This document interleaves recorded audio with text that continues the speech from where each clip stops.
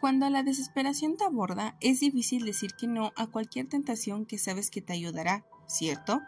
Pero, ¿estarías dispuesto a quedar como un simple cascarón adornado con las mejores ropas y accesorios a cambio de vender tu alma al diablo por aquel sueño que por más que te esfuerzas no logras completar? Pues esto es precisamente lo que le pasó al protagonista anónimo del cuento Un pacto con el diablo del escritor mexicano Juan José Arreola de 1952. El autor, traductor, editor y profesor mexicano Juan José Arreola nació un 21 de septiembre de 1918 en Zapotlán del Grande, Jalisco. Viajó por la mayor parte de México y fuera del mismo, para regresar a su tierra a morir un 3 de diciembre del año 2001. Arreola fue un autor autodidacta que desde muy joven devoraba libros de poesía, filosofía y narrativa fantástica.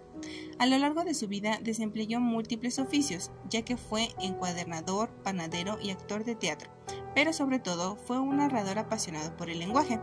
Entre sus libros más importantes destacan Confabulario, Bestiario y La Feria, su única novela donde relata con humor e inteligencia la vida en un pueblo mexicano. Fue maestro de figuras como Carlos Fuentes y José Emilio Pacheco.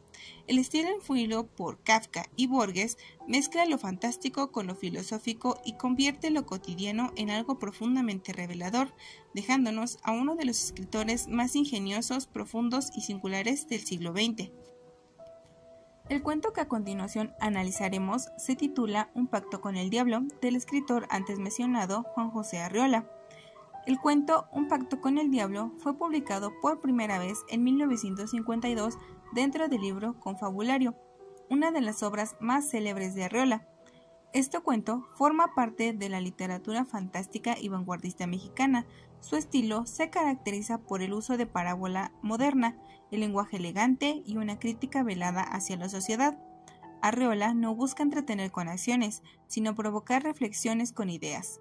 En sus textos, las personas enfrentan dilemas éticos, filosóficos o existenciales.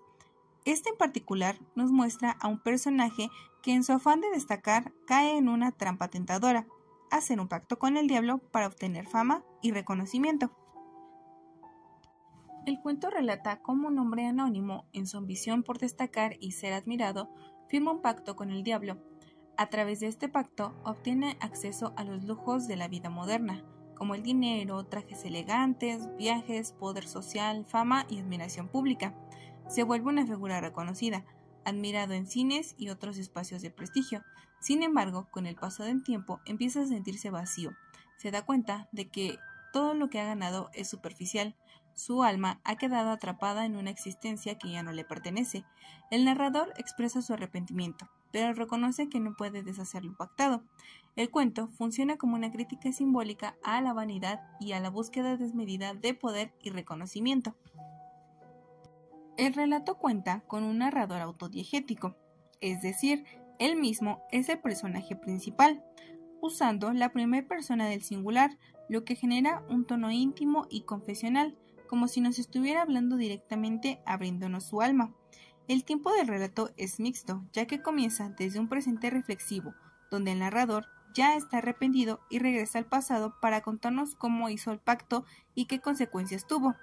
Hay diversos flashbacks o retrospecciones que nos ayudan a entender su historia, como por ejemplo cuando nos dice: la verdad es que fue muy feliz, jamás me sentí solo, tenía el don de la ubicuidad y estaba en todos los sitios donde podría causar admiración. No había estreno de cine donde no estuviera yo, en el lugar preferente, me vestía con un esmero perfecto. En cuanto a espacios, tenemos el principal, que es un cine, el cual es oscuro, además el pasillo del mismo, y la calle como espacio de transición, además de la casa del narrador o protagonista.